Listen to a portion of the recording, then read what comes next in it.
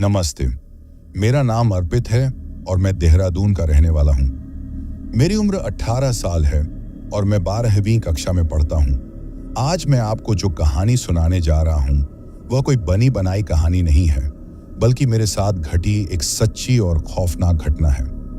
इस घटना ने मेरी जिंदगी को हमेशा के लिए अंधेरे में धकेल दिया है। यह कहानी पिछले साल 31 दिसंबर की रात की है, जब पूरी दुनिया नए साल का जश्न मना रही थी। तब मैं और मेरे 3 जिगरी दोस्त मौत के रास्ते पर अपनी गाड़ी दौड़ा रहे थे। हम 4 दोस्त थे, मैं, राहुल, विक्की और समीर। हम सब बचपन से साथ थे। उस रात हमने एक ऐसी गलती की जिसकी माफी शायद भगवान के पास भी नहीं है। 31 दिसंबर की शाम थी। देहरादून में बहुत ज्यादा ठंड पड़ रही थी। कोहरा इतना घना था कि हाथ को हाथ नहीं सूझ रहा था। हमारा प्लान था कि हम घर पर ही रहेंगे, पिज्जा मंगाएंगे और वीडियो गेम खेलकर नया साल मनाएंगे। मेरे मम्मी पापा एक पुराने रिश्तेदार के घर गए थे, इसलिए मेरा घर खाली था। बस दादाजी थे जो अपनी दवाई लेकर जल्दी सो जाते थे। रात के 10 बज रहे थे।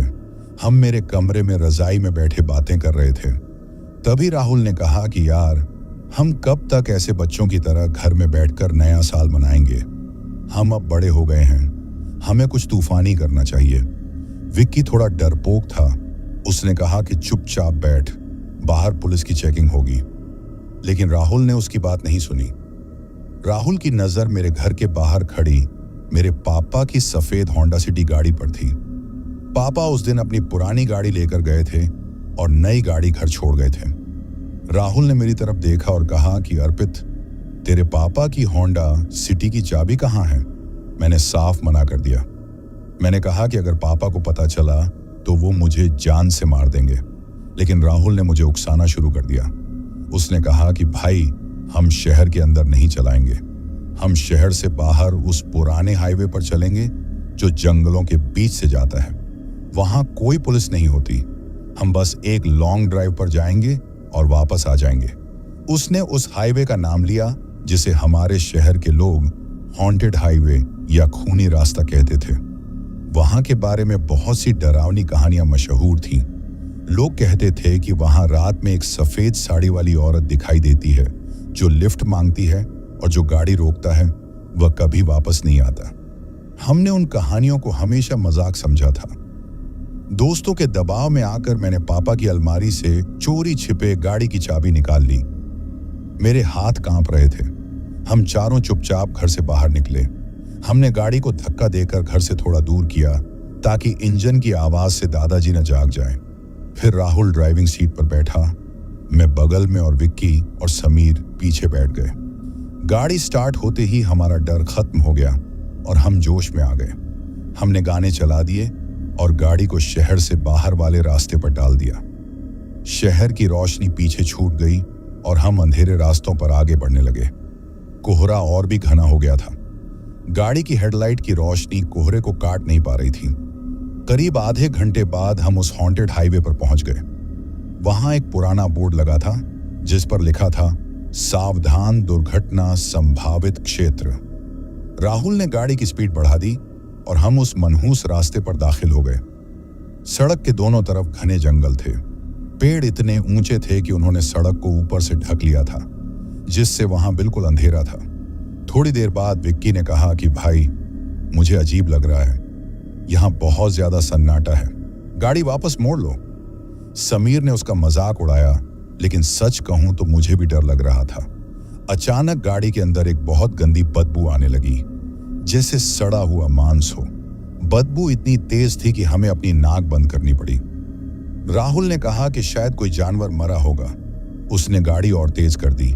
तभी अचानक गाड़ी के बिल्कुल सामने कोहरे के बीच से एक सफेद परछाई निकली। वह सड़क के बीचों बीच खड़ी थी। राहुल ने हड़बड़ी में पूरा ब्रेक दबा दिया। गाड़ी के टायर सड़क पर घिसते हुए चीखने लगे। हम सब अपनी सीटों से आगे की तरफ गिरे। गाड़ी उस परछाई से बस कुछ इंच की दूरी पर रुकी थी। मेरा दिल जोर जोर से धड़क रहा था। हम सब ने सामने देखा। वहां एक औरत खड़ी थी। उसने पुरानी और गंदी सफेद साड़ी पहन रखी थी। उसके बाल खुले थे और चेहरे पर बिखरे हुए थे, इसलिए उसका चेहरा नहीं दिख रहा था। वह बिल्कुल शांत खड़ी थी, हिल भी नहीं रही थी। विक्की रोने लगा। उसने कहा, गाड़ी बैक कर राहुल, ये कोई इंसान नहीं है। राहुल भी डरा हुआ था, लेकिन उसने कहा, रुक, शायद कोई मुसीबत में हो, मुझे देखना चाहिए। मैंने राहुल का हाथ पकड़ा। नहीं भाई, नीचे मत उतर, ये जगह ठीक नहीं है। लेकिन राहुल ने मेरा हाथ झटक दिया। उसने कहा, मैं बस देख कर आता हूं, अगर कुछ गड़बड़ लगी तो मैं तुरंत वापस आ जाऊंगा। राहुल ने दरवाजा खोला और गाड़ी से बाहर कदम रखा। बाहर कदम रखते ही जंगल का सन्नाटा और भी गहरा हो गया। राहुल धीरे धीरे उस औरत की तरफ बढ़ा जो गाड़ी की हेडलाइट की रोशनी में खड़ी थी। हम तीनों गाड़ी के अंदर सांस रोके उसे देख रहे थे। राहुल उस औरत से बस 2 कदम दूर जाकर रुक गया। उसने कुछ पूछा, शायद कौन हो तुम? तभी उस औरत ने अपना सिर उठाया। उसके चेहरे को देखकर हमारी चीख निकल गई। उसका चेहरा इंसानों जैसा नहीं था। उसकी चमड़ी जली हुई थी और उसकी आंखें एकदम सफेद थीं, बिना पुतलियों के। उसके होंठ फटे हुए थे और मुंह से काला खून रिस रहा था। वह औरत जोर से हंसी। उसकी हंसी किसी जानवर की दहाड़ जैसी थी। इससे पहले कि राहुल भाग पाता, उस चुड़ैल ने अपने लंबे हाथ बढ़ाए। उसके हाथ अचानक बहुत लंबे हो गए और उसने राहुल की गर्दन पकड़ ली। राहुल ने चीखने की कोशिश की, लेकिन उसकी आवाज नहीं निकली। उस चुड़ैल ने राहुल को एक झटके में हवा में उठा लिया, जैसे वह कोई हल्का सा खिलौना हो। मैं चिल्लाया, राहुल! मैं दरवाजा खोलने ही वाला था कि उस चुड़ैल ने हमारी तरफ देखा। उसकी सफेद आंखों में एक शैतानी चमक थी। उसने राहुल को हवा में पकड़े पकड़े जंगल के अंधेरे की तरफ एक लंबी छलांग लगाई। वह इंसान की तरह नहीं भागी, बल्कि वह हवा में उड़ती हुई जंगल के पेड़ों के बीच गायब हो गई। पलक झपकते ही हमारा दोस्त हमारी आंखों के सामने से गायब हो चुका था। वहां सिर्फ उसका एक जूता सड़क पर पड़ा रह गया था। गाड़ी के अंदर सन्नाटा छा गया। विक्की बेहोश होने वाला था और समीर का चेहरा पीला पड़ गया था। तभी जंगल के अंदर से राहुल की दर्दनाक चीख सुनाई दी, बचाओ, अर्पित! और उसके बाद हड्डियों के टूटने की एक कड़कड़ाती हुई आवाज आई, कड़क। फिर सब कुछ शांत हो गया। मैं कांपते हुए ड्राइविंग सीट पर खिसका। मुझे पता था कि अगर हम यहाँ एक पल भी रुके तो वह चुड़ैल वापस आएगी और हम में से कोई नहीं बचेगा। मैंने कांपते हाथों से दरवाजा बंद किया और गाड़ी को बैक करने की कोशिश की, लेकिन मेरे हाथ इतने कांप रहे थे कि गियर ही नहीं डल रहा था। तभी विक्की ने मेरी खिड़की की तरफ इशारा किया। उसकी आवाज नहीं निकल रही थी, बस उसकी आंखें फटी हुई थीं। मैंने धीरे से अपनी खिड़की की तरफ देखा। खिड़की के कांच पर बाहर की तरफ खून से सने हुए 2 हाथ छपे थे और कांच के ठीक सटा हुआ उस चुड़ैल का उल्टा चेहरा लटका हुआ था। वह गाड़ी की छत से नीचे लटक कर हमें अंदर देख रही थी। वह मुस्कुरा रही थी और उसके दांतों में मांस के टुकड़े फंसे हुए थे। उस चुड़ैल का वह भयानक चेहरा देखकर मेरी रूह कांप गई। वह गाड़ी की छत से उल्टी लटकी हुई थी और खिड़की के कांच के बिल्कुल पास थी। उसकी सफेद आंखें सीधे मेरी आंखों में झांक रही थीं। उसके दांतों में जो मांस फंसा था, उसे देखकर मुझे समझ आ गया था कि वह मेरे दोस्त राहुल का ही मांस है। विक्की और समीर डर के मारे चीख रहे थे। मेरा दिमाग सुन्न हो गया था, लेकिन मेरे अंदर जिंदा रहने की एक आखिरी उम्मीद बाकी थी। मैंने अपनी आंखें बंद की और पूरी ताकत से गाड़ी की रेस वाला पेडल दबा दिया। इंजन जोर से दहाड़ा। गाड़ी ने एक बहुत तेज झटका लिया और आगे की तरफ भागी। वह चुड़ैल जो खिड़की से लटकी हुई थी, इस अचानक झटके के कारण अपना संतुलन नहीं बना पाई। गाड़ी की रफ्तार एकदम से बढ़ी और वह पकड़ छूटने की वजह से पीछे की तरफ गिर गई। लेकिन गिरते गिरते भी उसके लंबे और गंदे नाखूनों ने गाड़ी के दरवाजे पर एक बहुत गहरी खरोंच मार दी। उस खरोंच की आवाज इतनी तेज थी जैसे किसी ने लोहे पर आरी चला दी हो। मैंने पीछे मुड़कर नहीं देखा। मेरे हाथ गाड़ी के पहिए पर कांप रहे थे। पसीने से मेरे हाथ फिसल रहे थे, लेकिन मैंने पकड़ ढीली नहीं की। मैं बस भागना चाहता था, उस मनहूस जगह से, उस शैतान से दूर। गाड़ी अब 100 की रफ्तार पकड़ चुकी थी। रास्ता बहुत खराब था। बीच बीच में गड्ढे थे, जिसकी वजह से गाड़ी बुरी तरह हिल रही थी, लेकिन मैंने ब्रेक मारने की हिम्मत नहीं की। मुझे पता था कि अगर गाड़ी की रफ्तार कम हुई तो वह चुड़ैल हमें नहीं छोड़ेगी। गाड़ी के अंदर सिर्फ विक्की के रोने की आवाज आ रही थी। समीर अभी भी सदमे में था। वह चुपचाप बैठा सामने देख रहा था, जैसे उसकी बोलने की शक्ति ही चली गई हो। मैंने कांपती आवाज में पूछा कि क्या वह पीछे आ रही है। विक्की ने हिम्मत करके पीछे वाले शीशे से देखा। उसने रोते हुए कहा कि अर्पित, कुछ दिखाई नहीं दे रहा, कोहरा बहुत घना है, शायद वह पीछे रह गई है। मैंने थोड़ी राहत की सांस ली, लेकिन मेरा दिल अभी भी हथौड़े की तरह धड़क रहा था। हम राहुल को खो चुके थे, मेरा बचपन का दोस्त जिसे मैं अपने साथ लेकर आया था। अब वह उस जंगल में उस चुड़ैल के पास अकेला था। मेरी आंखों से आंसू बहने लगे।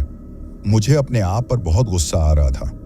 अगर मैं राहुल की बात नहीं मानता, अगर मैं चाबी नहीं निकालता, तो आज ये सब नहीं होता। हम करीब 10 मिनट तक पागलों की तरह गाड़ी चलाते रहे। मुझे लगा कि अब हम काफी दूर आ गए हैं। मैंने सोचा कि अब हम शहर के करीब होंगे, लेकिन तभी गाड़ी की हेडलाइट की रोशनी में मुझे सड़क के किनारे एक पत्थर दिखाई दिया।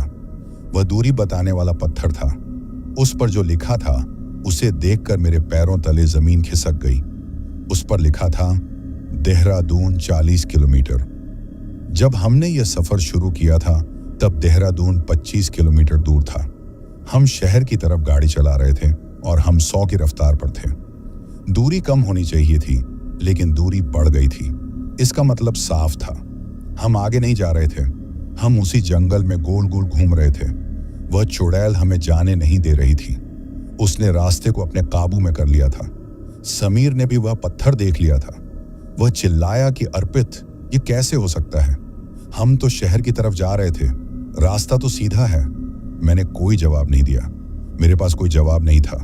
तभी अचानक गाड़ी की छत के ऊपर से एक आवाज आई, धम धम धम। ये किसी के चलने की आवाज थी। कोई भारी चीज गाड़ी की छत पर चल रही थी। हम तीनों की सांसें वहीं रुक गईं। वह पीछे नहीं छूटी थी, वह हमारे साथ ही थी। वह गाड़ी की छत पर बैठी थी। विक्की ने चीखते हुए कहा कि वह ऊपर है, वह ऊपर है। तभी छत के ऊपर से एक बहुत ही डरावनी हंसी सुनाई दी। यह वही हंसी थी जो हमने पहले सुनी थी। और फिर एक बहुत ही डरावनी आवाज आई। यह आवाज उस चुड़ैल की थी, लेकिन वह हमारे दोस्त राहुल की आवाज की नकल कर रही थी। अर्पित, गाड़ी रोक दे भाई, मुझे बहुत ठंड लग रही है, मुझे अंदर आने दे। यह सुनकर मेरा खून जम गया। वह चुड़ैल मेरे मरे हुए दोस्त की आवाज निकालकर हमें भावनात्मक रूप से तोड़ने की कोशिश कर रही थी। समीर ने अपने कान बंद कर लिए। उसने कहा कि यह झूठ है, यह राहुल नहीं है, मत सुनना अर्पित। मैंने गाड़ी को इधर उधर घुमाना शुरू कर दिया ताकि वह छत से गिर जाए। मैं गाड़ी को सड़क पर लहरा रहा था। छत पर बैठी वह बला अपने नाखूनों से छत को खुरच रही थी। खर्र खर्र की आवाज पूरे गाड़ी में गूंज रही थी। ऐसा लग रहा था जैसे वह छत को फाड़कर अंदर आ जाएगी। अचानक मेरे सामने वाली कांच पर ऊपर से एक हाथ आया। वह हाथ उल्टा था, फिर दूसरा हाथ आया। वह चुड़ैल छत से नीचे लटक कर चलती गाड़ी में सामने वाले कांच विंडशील्ड पर आ गई। अब वह गाड़ी के बोनट पर बैठी थी और हमारा रास्ता रोक रही थी। गाड़ी 100 की रफ्तार पर चल रही थी और वह चुड़ैल बोनट पर चिपकी हुई थी। उसका चेहरा कांच के बिल्कुल सामने था। इस बार मैंने उसे और भी करीब से देखा। उसकी नाक नहीं थी, बस 2 छेद थे। उसकी जीभ सांप की तरह लंबी और काली थी। वह हमें देखकर मुस्कुराई और फिर उसने अपना सिर जोर से कांच पर मारा। कड़क, कांच पर एक दरार आ गई। मैं चिल्लाया कि नहीं। उसने दोबारा अपना सिर मारा। कड़क, दरार बड़ी हो गई। कांच अब टूटने ही वाला था। अगर कांच टूट जाता तो वह अंदर आ जाती और हम तीनों का वही हाल होता जो राहुल का हुआ था।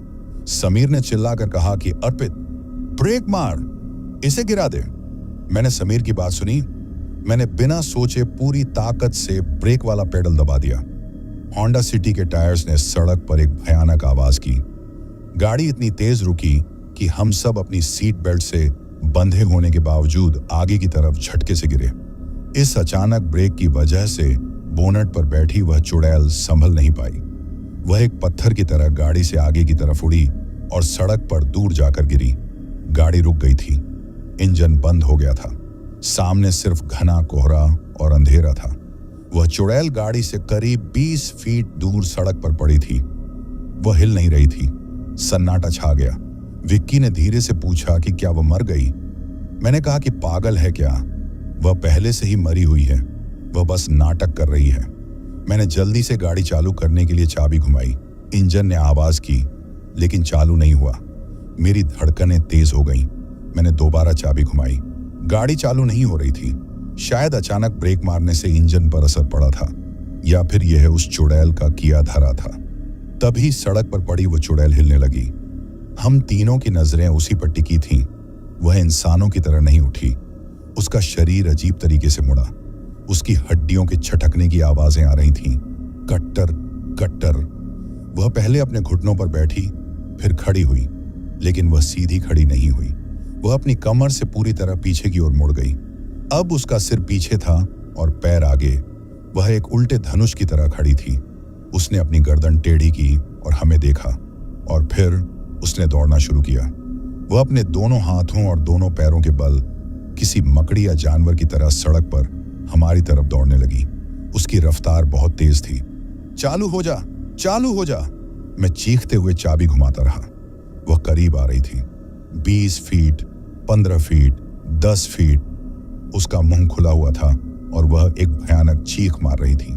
जैसे ही वह गाड़ी से टकराने वाली थी, इंजन जोर से दहाड़ा और गाड़ी चालू हो गई। मैंने तुरंत गियर डाला और गाड़ी को पीछे रिवर्स लिया, क्योंकि आगे वह आ रही थी। मैं गाड़ी को उल्टी दिशा में पीछे की तरफ भगाने लगा। वह चुड़ैल छलांग लगाकर उस जगह गिरी जहां अब भी हमारी गाड़ी खड़ी थी। उसके नाखून सड़क की तारकोल में धंस गए। हमने उसे चकमा दे दिया था, लेकिन अब हम उल्टी दिशा में जा रहे थे। गाड़ी को मोड़ना मुश्किल था क्योंकि रास्ता संकरा था। मैंने गाड़ी को एक झटके में मोड़ा। गाड़ी का पिछला हिस्सा पेड़ से टकराते टकराते बचा। अब हम वापस उसी रास्ते पर जा रहे थे जहां से हम आए थे। समीर ने पीछे मुड़कर देखा। उसने कहा कि अर्पित, वह दौड़ रही है, वह गाड़ी का पीछा कर रही है। मैंने शीशे में देखा। वह चुड़ैल अपनी चारों टांगों पर दौड़ रही थी। उसकी सफेद साड़ी हवा में उड़ रही थी। उसकी रफ्तार किसी गाड़ी से कम नहीं थी। वह हमारी गाड़ी के पिछले बम्पर के बिल्कुल करीब थी। तभी मेरी नजर पेट्रोल के कांटे पर पड़ी। मेरा दिल बैठ गया। कांटा बिल्कुल लाल निशान पर था। पेट्रोल खत्म होने वाला था। जब हम घर से निकले थे तो टंकी फुल थी। यह नामुमकिन था, लेकिन इस शापित हाईवे पर सब कुछ मुमकिन था। वह हमारे साथ खेल रही थी। वह हमें थका रही थी ताकि जब गाड़ी रुके तो हम भाग न सकें। पेट्रोल खत्म हो रहा है, मैंने धीरे से कहा। विक्की और समीर ने मेरी तरफ देखा। उनकी आंखों में मौत का खौफ था। गाड़ी ने झटके लेना शुरू कर दिया। इंजन खांसने लगा। रफ्तार कम होने लगी। पीछे से उस चुड़ैल की हंसी की आवाज और पास आने लगी, और आखिरकार एक सुनसान मोड़ पर आकर गाड़ी ने अपनी आखिरी सांस ली और बंद हो गई। हम फिर से रुक गए थे। इस बार हमारे पास भागने के लिए गाड़ी भी नहीं थी। बाहर घना जंगल था और पीछे से कोहरे को चीरती हुई पायल की आवाज आ रही थी। छम छम छम। वह आ रही थी, और इस बार उसके पास कोई जल्दी नहीं थी। उसे पता था कि हम अब कहीं नहीं जा सकते। विक्की का रोना बंद हो चुका था। वह डर के मारे सुन्न पड़ गया था। समीर ने मेरा हाथ जोर से पकड़ा हुआ था। उसका हाथ बर्फ जैसा ठंडा था। मैंने धीमी आवाज में कहा, गाड़ी के अंदर रहना सुरक्षित नहीं है। वह कांच तोड़कर अंदर आ जाएगी। हमें जंगल में छिपना होगा। समीर ने कांपते हुए कहा, लेकिन बाहर वह है अर्पित, वह हमें देख लेगी। मैंने कहा, गाड़ी में हम बैठे हुए बतख की तरह हैं। बाहर कम से कम हम पेड़ों के पीछे छिप सकते हैं। अंधेरा हमारा साथ देगा। पायल की आवाज अब बहुत करीब आ गई थी। शायद वह गाड़ी से मुश्किल से 50 कदम दूर थी। मैंने धीरे से अपनी तरफ का दरवाजा खोला। गाड़ी की पुरानी चूल्हों ने थोड़ी आवाज की। चर्रर्रम। वह आवाज सन्नाटे में गोली चलने जैसी लगी। पायल की आवाज एक पल के लिए रुक गई। उसने सुन लिया था। जल्दी निकलो, मैंने फुसफुसाते हुए कहा। हम तीनों जल्दी जल्दी गाड़ी से बाहर निकले। बाहर की ठंड ने हमारे शरीर को भेद दिया। जंगल की हवा में वही सड़े हुए मांस की बदबू घुली हुई थी। हमने गाड़ी का दरवाजा खुला छोड़ दिया और सड़क के किनारे घनी झाड़ियों की तरफ भागे। हम सड़क से नीचे उतरे और एक मोटे पेड़ के पीछे जाकर दुबक गए। वहां कांटेदार झाड़ियां थीं जो हमारे कपड़ों और चमड़ी को छील रही थीं, लेकिन दर्द का एहसास किसी को नहीं था। हमारा पूरा ध्यान सड़क पर था। हम जहां छिपे थे वहां से हमारी गाड़ी साफ दिखाई दे रही थी। गाड़ी की हेडलाइट अभी भी जल रही थी, लेकिन उसकी रोशनी अब पीली और कमजोर पड़ चुकी थी। उस मध्यम रोशनी में हमने उसे देखा। वह कोहरे से बाहर निकली। वह चुड़ैल, वह सामान्य कद की नहीं थी। वह बहुत लंबी थी, शायद 7 या 8 फीट की। उसकी सफेद साड़ी कीचड़ और खून से सनी हुई थी। उसके बाल जमीन पर घिसट रहे थे। वह नंगे पैर थी और जैसा कि मैंने पहले देखा था, उसके पैर उल्टे थे, एड़ियां आगे और पंजे पीछे। वह धीरे धीरे हमारी गाड़ी के पास पहुंची। वह लंगड़ा कर चल रही थी। शायद गाड़ी से गिरने की वजह से उसे चोट लगी थी। वह ड्राइवर वाली सीट के पास गई जहां मैं बैठा था। उसने अपना लंबा हाथ अंदर डाला और सीट को टटोला। जब उसे वहां कोई नहीं मिला तो उसने एक गुस्से भरी हुंकार भरी। उसने गाड़ी की छत पर जोर से मुक्का मारा। गाड़ी पिचक गई। फिर उसने हवा में अपनी नाक ऊपर की ओर जोर जोर से सांस लेने लगी। वह हमें सूंघ रही थी, जानवरों की तरह। मेरा दिल इतनी जोर से धड़क रहा था कि मुझे लग रहा था कि वह मेरी धड़कन सुन लेगी। मैंने समीर और विक्की के मुंह पर हाथ रख दिया ताकि उनकी सांस की आवाज ना आए। उस चुड़ैल ने अपना सिर हमारी दिशा में घुमाया। जहां हम छिपे थे, उसकी सफेद बिना पुतलियों वाली आंखें सीधे हमारी तरफ देख रही थीं। क्या उसने हमें देख लिया था?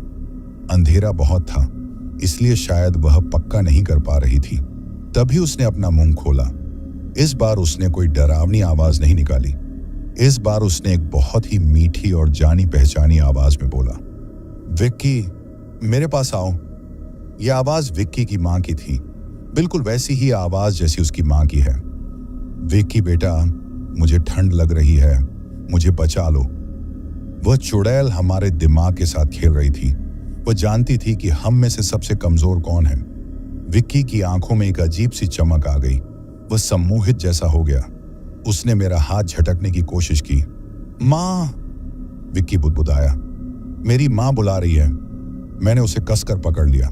मैंने उसके कान में कहा, वह तेरी मां नहीं है पागल, वह छलावा है। तेरी मां घर पर है। लेकिन विक्की पर कोई असर नहीं हो रहा था। उस चुड़ैल ने फिर से पुकारा, विक्की, तुम मुझे छोड़कर क्यों छुप गए? आओ बेटा। इस बार विक्की ने पूरी ताकत लगाकर मुझे धक्का दिया। मैं पीछे की तरफ गिर गया। विक्की झाड़ियों से खड़ा हो गया और सड़क की तरफ बढ़ने लगा। विक्की, नहीं! समीर ने उसे पकड़ने की कोशिश की, लेकिन विक्की का हाथ छूट गया। विक्की धीरे धीरे उस चुड़ैल की तरफ चलने लगा। मां, तुम यहां कैसे आई? विक्की ने पूछा। वह चुड़ैल मुस्कुराई। उसकी मुस्कान इतनी चौड़ी थी कि उसके कान तक पहुंच रही थी। उसके मुंह के अंदर के नुकीले दांत अब साफ दिख रहे थे। मैं तुम्हें लेने आई हूं बेटा, आ जाओ। चुड़ैल ने अपने दोनों हाथ फैला दिए, जैसे गले मिलने के लिए बुला रही हो। मैं और समीर बस देख सकते थे। हम कुछ नहीं कर सकते थे। अगर हम बाहर निकलते तो हम भी मारे जाते। विक्की उस चुड़ैल के बिल्कुल करीब पहुंच गया। जैसे ही विक्की उसके गले मिलने के लिए आगे बढ़ा, उस चुड़ैल का रूप बदल गया। उसका चेहरा अचानक भयानक हो गया। उसने अपनी मीठी आवाज छोड़ी और अपनी असली भारी आवाज में हंसी। मूर्ख! और फिर एक पल में उस चुड़ैल के बाल सांपों की तरह हिलने लगे। उसके बालों ने विक्की की गर्दन को चारों तरफ से जकड़ लिया। विक्की को होश आया, लेकिन तब तक बहुत देर हो चुकी थी। अर्पित, बचाओ! विक्की चिल्लाया। चुड़ैल ने अपने बालों से विक्की को हवा में ऊपर उठा लिया। विक्की हवा में पैर पटक रहा था। उसके गले से घुटने की आवाजें आ रही थीं। चुड़ैल ने अपना एक हाथ ऊपर उठाया। उसके नाखून किसी खंजर की तरह लंबे हो गए और हमारी आंखों के सामने उसने अपने नुकीले नाखून विक्की के पेट में गड़ा दिए। एक दर्दनाक चीख जंगल में गूंजी और फिर विक्की शांत हो गया। खून की गर्म छींटें दूर तक उड़ी, जो झाड़ियों में छिपे हमारे चेहरों तक आ पहुंची। चुड़ैल ने विक्की के बेजान शरीर को एक तरफ फेंक दिया, जैसे कोई कचरा फेंकता है। विक्की का शरीर झाड़ियों में जाकर गिरा और फिर कोई हरकत नहीं हुई। अब हम सिर्फ दो बचे थे, मैं और समीर। उस चुड़ैल ने विक्की को मारने के बाद अपनी जीभ से अपने होठों पर लगा खून चाटा। फिर उसने अपनी गर्दन को एक झटके से हमारी तरफ घुमाया। इस बार उसे सूंघने की जरूरत नहीं थी। विक्की के बाहर निकलने से उसे हमारी जगह का पता चल चुका था। उसने हमारी झाड़ी की तरफ उंगली उठाई और बोली, अब तुम दोनों की बारी है। समीर का साहस टूट चुका था, वह रोने लगा था, लेकिन मैंने उसका हाथ खींचा। भाग समीर, जंगल के अंदर भाग, सड़क पर मत जाना। हम दोनों उठे और पीछे की तरफ घने जंगल के अंदर दौड़ पड़े। हम कांटों, पत्थरों और अंधेरे की परवाह किए बिना भाग रहे थे। पीछे से हमें उस चुड़ैल के दौड़ने की आवाज नहीं आई, लेकिन हमें पेड़ों के ऊपर से गुजरने की आवाज आ रही थी। वो जमीन पर नहीं दौड़ रही थी, वो पेड़ों के ऊपर से छलांग लगाती हुई हमारा पीछा कर रही थी। हम भागते रहे। जंगल घना और डरावना होता जा रहा था। पेड़ों की डालियां हमारे चेहरों पर कोड़े की तरह लग रही थीं। मेरी सांस फूल रही थी, छाती में दर्द हो रहा था, लेकिन रुकने का मतलब था मौत। तभी अचानक समीर का पैर किसी जड़ में फंसा और वह मुंह के बल जमीन पर गिर गया। आह! समीर कराह उठा। मैं रुका और उसे उठाने के लिए मुड़ा। उठ समीर, जल्दी उठ। समीर ने उठने की कोशिश की, लेकिन उसने अपना टखना पकड़ लिया। मेरा पैर मुड़ गया अर्पित, मैं नहीं दौड़ सकता। तभी ऊपर से एक हंसी की आवाज आई। हमने ऊपर देखा।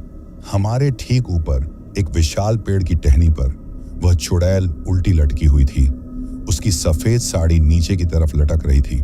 वह चमगादड़ की तरह लटकी हुई हमें घूर रही थी। भागो! उसने फुसफुसाया। मुझे शिकार का पीछा करना अच्छा लगता है। वह तुरंत हमला नहीं कर रही थी, वह हमारे डर का मजा ले रही थी। मैंने समीर को कंधे का सहारा दिया और उसे उठाया। मैं तुझे छोड़कर नहीं जाऊंगा, मैंने कहा।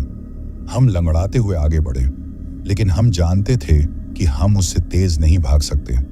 तभी जंगल के बीच में हमें थोड़ी दूरी पर एक रोशनी दिखाई दी। यह आग की रोशनी थी। कोई वहां आग जलाकर बैठा था, इस सुनसान और शापित जंगल में। वहां देखो, मैंने समीर को इशारा किया। शायद वहां कोई मदद मिल जाए, कोई साधु या कोई वनरक्षक। हम अपनी पूरी जान लगाकर उस रोशनी की तरफ बढ़े। वह चुड़ैल अभी भी पेड़ों के ऊपर हमारे साथ साथ चल रही थी, डालियों को हिलाती हुई, हमें डराती हुई। जैसे ही हम उस रोशनी के करीब पहुंचे, हमने देखा कि वहां एक पुरानी टूटी फूटी झोपड़ी थी। झोपड़ी के बाहर एक धूनी आग जल रही थी, लेकिन वहां कोई इंसान नहीं था। आग अपने आप जल रही थी। हमने झोपड़ी का दरवाजा खटखटाया नहीं, सीधे अंदर घुस गए और दरवाजा बंद कर लिया। दरवाजा लकड़ी का था और बहुत कमजोर लग रहा था। मैंने पास पड़ी एक भारी मेज को दरवाजे के आगे लगा दिया। हम दोनों जमीन पर गिर पड़े, बुरी तरह हाँफ रहे थे। झोपड़ी के अंदर अंधेरा था, बस बाहर की आग की रोशनी दरारों से अंदर आ रही थी। हम बच गए? समीर ने पूछा। तभी झोपड़ी की छत पर कुछ भारी चीज गिरी। धम! धूल और लकड़ी का बुरादा हमारे ऊपर गिरा। वह छत पर आ गई थी। छत पर चलने की आवाजें आने लगी। खटर पटर वह छत की खपरेल टाइल्स हटा रही थी। ऊपर से खपरेल हटी और चांदी की रोशनी अंदर आई। फिर दूसरी खपरेल हटी और फिर उस छेद से उस चुड़ैल ने अपना सिर अंदर डाला। उसका उल्टा चेहरा छत से नीचे लटक रहा था। उसने हमें देखा और बोली, छुपन छुपाई खत्म, मैंने तुम्हें ढूंढ लिया। इससे पहले कि हम कुछ कर पाते, उस चुड़ैल ने छत की खपरेल को अपने हाथों से तोड़ना शुरू कर दिया। मिट्टी और लकड़ी के टुकड़े हमारे ऊपर गिरने लगे। उसने छत में इतना बड़ा छेद कर दिया कि वह अंदर आ सके, और फिर उसने छलांग लगा दी। वह छत से सीधे झोपड़ी के फर्श पर कूदी। धम! उसके गिरने से जमीन हिल गई और धूल का एक गुब्बार उड़ गया। वह अपने दोनों पैरों और हाथों के बल बैठी थी, बिल्कुल किसी मेंढक या मकड़ी की तरह। जब वह धीरे धीरे खड़ी हुई तो उसका सिर झोपड़ी की छत को छू रहा था। वह इस छोटी सी जगह में बहुत विशाल लग रही थी। उसकी सड़ी हुई साड़ी से और उसके शरीर से वही मुर्दे वाली बदबू आ रही थी, जिससे हमारा दम घुट रहा था। समीर का पैर टूटा हुआ था, इसलिए वह भाग नहीं सकता था। वह मेरे पीछे खिसक गया। मैं समीर के सामने खड़ा हो गया, हालांकि मुझे पता था कि मैं उस शैतान का मुकाबला नहीं कर सकता। चुड़ैल ने अपनी गर्दन को एक झटके से सीधा किया। हड्डियों के छटकने की आवाज आई। कड़क! उसने हमें देखा और मुस्कुराई। भागोगे नहीं? खेल खत्म हो गया क्या? मैंने अपनी नजर इधर उधर दौड़ाई। दरवाजा बंद था और उसके आगे मैंने भारी मेज लगा दी थी। उसे हटाने में वक्त लगता। हमारे पास भागने का कोई रास्ता नहीं था। मेरी नजर जमीन पर पड़ी। वहां चूल्हे की राख के पास एक पुरानी जंग लगी हुई लोहे की छड़ पड़ी थी। शायद पुरानी इमारत का कोई हिस्सा था। मैंने तुरंत वह छड़ उठा ली। दूर रहा, मैं चिल्लाया और छड़ को उसकी तरफ ताना। अगर पास आई तो मार डालूंगा। वह चुड़ैल मेरी इस हरकत पर जोर से हंसी।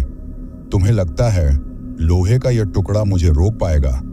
उसने अपना हाथ आगे बढ़ाया। उसका हाथ रबर की तरह लंबा हो गया और उसने लोहे की छड़ का दूसरा सिरा पकड़ लिया। उसकी पकड़ इतनी मजबूत थी कि मैं छड़ को हिला भी नहीं पा रहा था। उसने छड़ को छुआ और देखते ही देखते वह लोहा लाल गर्म होने लगा। मेरी हथेलियां जलने लगीं। मैंने चीखते हुए छड़ छोड़ दी। छड़ जमीन पर गिरी और उसमें से धुआं निकलने लगा। अब हम पूरी तरह निहत्थे थे। चुड़ैल ने समीर की तरफ कदम बढ़ाया। समीर जमीन पर घिसटता हुआ पीछे जा रहा था। नहीं, मेरे पास मत आओ, समीर गिड़गिड़ाया। चुड़ैल ने कहा, तुम्हारा दोस्त विक्की अकेला महसूस कर रहा है, तुम्हें उसके पास जाना चाहिए। वह समीर को पकड़ने ही वाली थी कि मेरी नजर झोपड़ी की पीछे वाली दीवार पर पड़ी। वह दीवार लकड़ी की थी और दीमक ने उसे खा लिया था। वह बहुत कमजोर लग रही थी। मेरे दिमाग में एक ही रास्ता आया। समीर, दीवार, मैं चिल्लाया। मैंने पूरी ताकत लगाकर उस सड़ी हुई लकड़ी की दीवार पर एक जोरदार लात मारी। कड़ाक, लकड़ी टूट गई। एक लात और मारी। दीवार में एक बड़ा छेद हो गया जिससे बाहर का जंगल दिख रहा था। निकल समीर। मैंने समीर को कॉलर से पकड़ा और उसे उस छेद से बाहर धक्का दे दिया। जैसे ही मैं निकलने वाला था, चुड़ैल ने मेरा पैर पकड़ लिया। उसका हाथ बर्फ जैसा ठंडा था और उसकी पकड़ लोहे जैसी।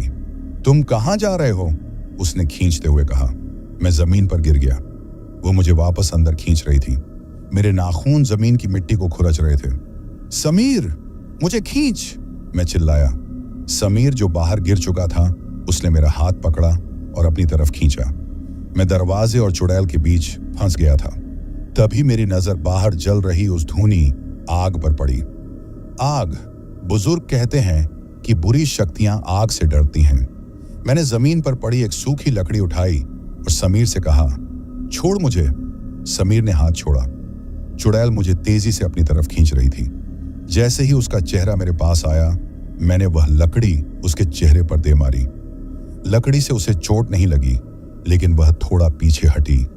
उस एक सेकंड का फायदा उठाकर मैंने अपनी दूसरी लात उसके मुंह पर मारी और अपना पैर छुड़ा लिया। मैं लुढ़कता हुआ दीवार के छेद से बाहर आ गया। भाग! मैंने समीर को उठाया। हम झोपड़ी के पीछे वाले हिस्से में थे। सामने वह आग जल रही थी जो हमने आते वक्त देखी थी। मैं दौड़कर उस आग के पास गया। वहां एक मोटी लकड़ी जल रही थी। मैंने उसे उठा लिया। वह अब एक मशाल बन गई थी। जैसे ही चुड़ैल उस टूटी हुई दीवार से बाहर निकली, मैं उस जलती हुई मशाल को लेकर उसके सामने खड़ा हो गया। पीछे हट! मैं चिल्लाया और आग उसकी तरफ लहराई। आग की लपटें देखते ही वह चुड़ैल चिल्लाई। नहीं! उसने अपने चेहरे को हाथों से ढक लिया और पीछे हटी। उसकी आवाज में डर था। वह आग के पास नहीं आ सकती थी। समीर, यह आग ही हमें बचा सकती है, मैंने कहा। वह चुड़ैल चारों तरफ घूम रही थी। हम पर हमला करने का मौका ढूंढ रही थी, लेकिन मैं मशाल को घुमाता रहा। चलो धीरे धीरे पीछे चलो, मैंने समीर से कहा। हम मशाल की रोशनी में धीरे धीरे जंगल की तरफ पीछे हटने लगे। चुड़ैल अंधेरे में हमारे चारों तरफ मंडरा रही थी। उसकी लाल आंखें अंधेरे में चमक रही थीं और वह गुस्से में फुफकार रही थी। यह आग बुझ जाएगी अर्पित, तब तुम क्या करोगे? उसने अंधेरे से आवाज लगाई। तब मैं तुम्हें कच्चा चबा जाऊंगी। उसकी बात सच थी। लकड़ी पुरानी थी और तेजी से जल रही थी। मुश्किल से 10-15 मिनट में यह बुझ जाती। हमें सड़क तक पहुंचना होगा, मैंने समीर से कहा। शायद कोई ट्रक या बस मिल जाए। हम लंगड़ाते हुए गिरते पड़ते जंगल से बाहर निकलने की कोशिश करने लगे। रास्ता बहुत मुश्किल था। हर तरफ झाड़ियां और कांटे थे। करीब 10 मिनट चलने के बाद मशाल की रोशनी कम होने लगी। आग अब बस सुलग रही थी। अर्पित, आग बुझ रही है, समीर ने रोते हुए कहा। चुड़ैल को भी यह दिख रहा था। उसकी हंसी फिर से सुनाई देने लगी। वह अब करीब आ रही थी। पेड़ों के पीछे से उसकी परछाई हमारे और पास आ रही थी। तभी हमें एक आवाज सुनाई दी, पीं पीं। ये गाड़ी का हॉर्न था। हमने सामने देखा। हम जंगल से बाहर निकल आए थे और सामने वही हॉन्टेड हाईवे था और सड़क पर हमसे कुछ दूरी पर एक गाड़ी खड़ी थी। उसकी हेडलाइट जल रही थी और इंजन चालू था। वो एक सफेद रंग की होंडा सिटी थी। मेरी पापा की गाड़ी, वही गाड़ी जिसे हम खराब समझकर छोड़ आए थे। गाड़ी, समीर चिल्लाया। गाड़ी चालू है अर्पित, चलो भागते हैं। समीर खुशी से पागल हो गया और गाड़ी की तरफ लंगड़ाते हुए भागने लगा, लेकिन मैं वहीं रुक गया। मेरे रोंगटे खड़े हो गए। गाड़ी वहां कैसे पहुंची? हमने गाड़ी को बहुत पीछे छोड़ दिया था और इंजन तो खराब हो चुका था, फिर वह चालू कैसे है?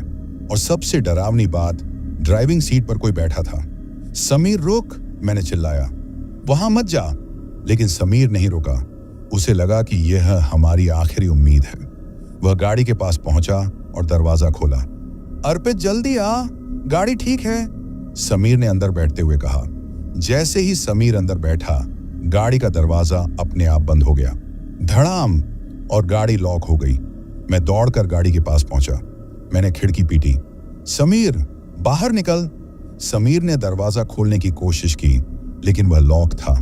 तभी ड्राइविंग सीट पर बैठे शख्स ने अपनी गर्दन धीरे धीरे समीर की तरफ घुमाई। अंधेरे की वजह से मुझे पहले नहीं दिखा था, लेकिन अब केबिन की लाइट जल गई। ड्राइविंग सीट पर विक्की बैठा था, वही विक्की जिसे उस चुड़ैल ने मार डाला था। उसका पेट फटा हुआ था और आंतें बाहर लटक रही थीं। उसका चेहरा खून से सन्ना था। उसने समीर की तरफ देखा और एक डरावनी हंसी हंसी। तू भी आ गया भाई, मरे हुए विक्की ने कहा। समीर की चीख गाड़ी के अंदर गूंज गई। वह बाहर निकलने के लिए कांच पर हाथ मार रहा था। अर्पित बचाओ, यह विक्की है, यह जिंदा है। तभी पिछली सीट से दो पीले हाथ निकले और उन्होंने समीर का गला पकड़ लिया। पीछे की सीट पर वह चुड़ैल बैठी थी। मुझे पता ही नहीं चला कि वह कब जंगल से गायब होकर गाड़ी के अंदर पहुंच गई। वह अब समीर के ठीक पीछे थी। मैंने कहा था ना, पार्टी अभी शुरू हुई है। और फिर मेरे सामने गाड़ी के अंदर ही उस चुड़ैल ने समीर की गर्दन को एक झटके में तोड़ दिया। कड़क, समीर का शरीर ढीला पड़ गया। अब गाड़ी के अंदर दो लाशें थीं, विक्की और समीर, और उनके साथ वह चुड़ैल। मैं सड़क पर अकेला खड़ा था। मेरे हाथ में बुझी हुई मशाल थी। मेरे तीनों दोस्त मारे जा चुके थे। गाड़ी का इंजन जोर से दहाड़ा। विक्की की लाश ने गियर डाला। वह गाड़ी अब मेरी तरफ मुड़ रही थी। वह चुड़ैल गाड़ी चला रही थी या शायद विक्की की लाश, मुझे नहीं पता। लेकिन अब वह गाड़ी मुझे कुचलने के लिए मेरी तरफ आ रही थी। मैं पीछे हटा, लेकिन मेरा पैर फिसला और मैं सड़क पर गिर गया। गाड़ी के टायर मेरी तरफ तेजी से बढ़ रहे थे। हेडलाइट की रोशनी मेरी आंखों को अंधा कर रही थी। क्या यह मेरा अंत था? तभी मैंने सड़क के दूसरी तरफ जंगल के किनारे एक पुराना मंदिर देखा। वह बहुत छोटा और टूटा हुआ था, लेकिन उस पर एक लाल झंडा लगा था। क्या मैं वहां तक पहुंच सकता था? गाड़ी अब मुझसे बस 10 कदम दूर थी। वह गाड़ी जिसमें मैंने अपने दोस्तों के साथ खुशियां मनाई थी, अब वही गाड़ी मेरी जान लेने आ रही थी।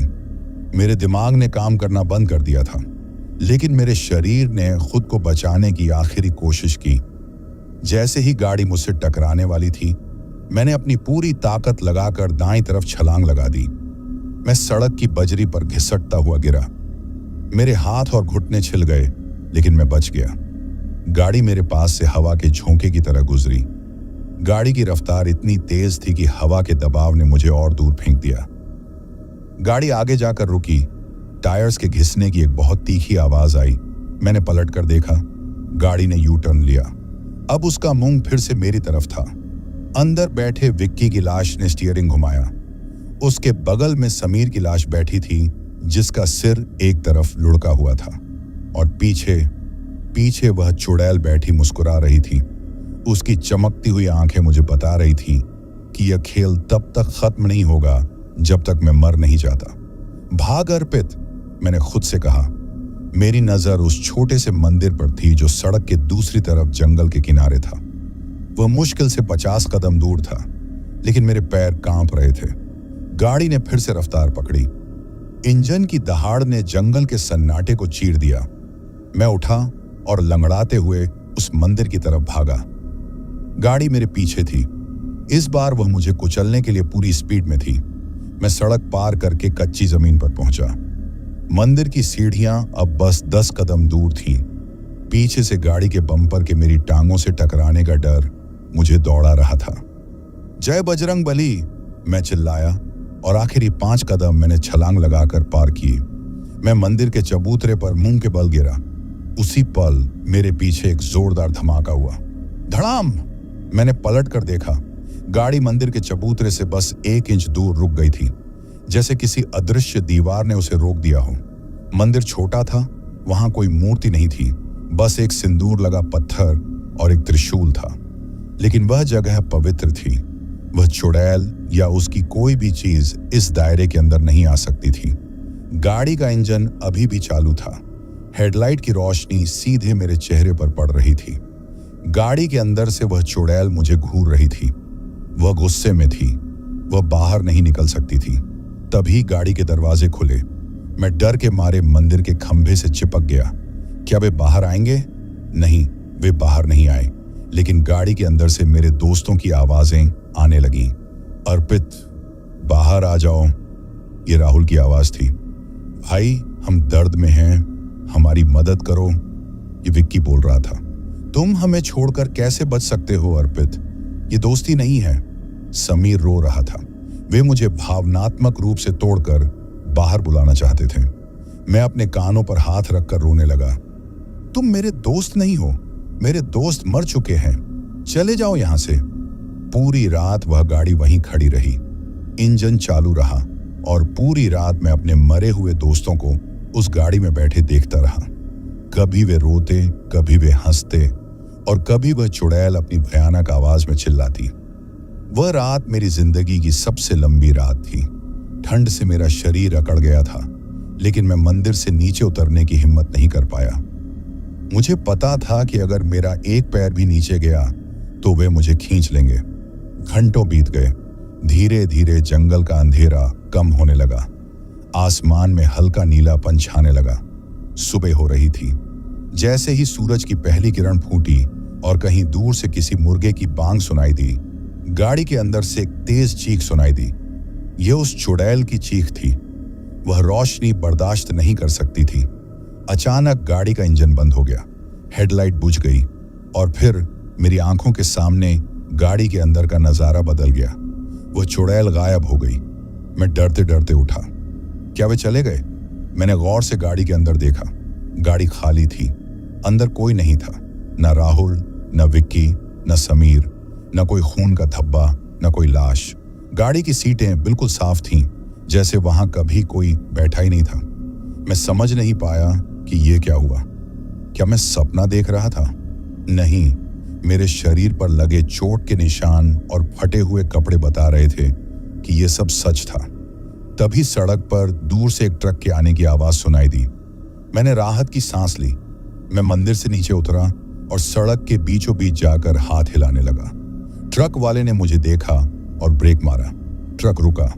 ड्राइवर ने खिड़की से झांका। क्या हुआ भाई? सुबह सुबह इस जंगल में क्या कर रहे हो? और ये हालत कैसी है तुम्हारी? मैं कुछ बोल नहीं पाया। मैं बस रो पड़ा और जमीन पर गिर गया। ड्राइवर ने मुझे उठाया और पानी पिलाया। कुछ ही देर में पुलिस आ गई। मैंने उन्हें सब कुछ बताया। मैंने बताया कि कैसे हम 4 दोस्त आए थे, कैसे वह चुड़ैल मिली और कैसे उसने एक एक करके सबको मार डाला। पुलिस वालों ने मेरी बातों पर यकीन नहीं किया। उन्होंने सोचा कि मैं सदमे में हूं या पागल हो गया हूं। उन्होंने जंगल में छानबीन की। उन्हें मेरी होंडा सिटी गाड़ी वहीं मिली, मंदिर के पास। लेकिन गाड़ी के अंदर कुछ नहीं था। उन्होंने पूरा जंगल छान मारा, लेकिन उन्हें राहुल, विक्की और समीर का कोई नामो निशान नहीं मिला। न उनकी लाशें मिली, न उनके कपड़े, न कोई खून। वे बस गायब हो गए थे, जैसे वे कभी आए ही नहीं थे। सिर्फ एक चीज मिली थी। सड़क पर जहां गाड़ी रुकी थी, वहां से थोड़ी दूर जंगल में पुलिस को 3 जोड़ी जूते मिले। राहुल, विक्की और समीर के जूते। वे जूते एक लाइन में रखे हुए थे। और उनके पास जमीन पर एक अजीब सा निशान बना हुआ था, त्रिशूल जैसा लेकिन उल्टा। पुलिस ने केस बंद कर दिया। उन्होंने कहा कि शायद मेरे दोस्त जंगल में कहीं खो गए या किसी जंगली जानवर का शिकार हो गए, या शायद मैंने ही उन्हें मारकर कहीं छुपा दिया। सबूत न होने की वजह से मुझे छोड़ दिया गया। मेरे माता पिता मुझे वापस घर ले आए। आज उस घटना को 1 साल हो गया है। मैं जिंदा हूं, लेकिन क्या मैं सच में जिंदा हूं? मैं अब अपने कमरे में अंधेरा नहीं होने देता। मैं रात को सो नहीं पाता, क्योंकि जब भी मैं आंखें बंद करता हूं, मुझे गाड़ी की पिछली सीट पर बैठे मेरे 3 दोस्त दिखाई देते हैं और उनके पीछे वह चुड़ैल मुस्कुरा रही होती है। और कभी कभी जब रात बहुत शांत होती है, मुझे अपने कमरे की खिड़की के बाहर से एक आवाज सुनाई देती है, पायल की आवाज।